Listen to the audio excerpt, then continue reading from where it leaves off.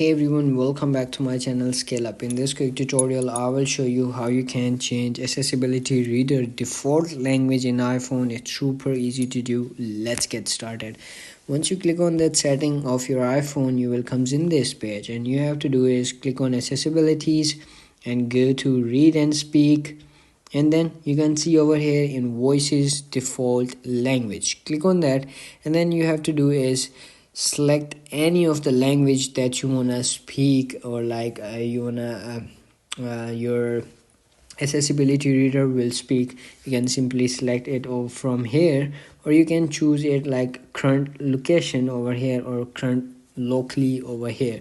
So that's it. If you found this video helpful, don't forget to like my video and also drop me a comment for more tips and tricks videos, and also subscribe my channel Scale Up. See you in the next video. Have a nice day. Bye bye.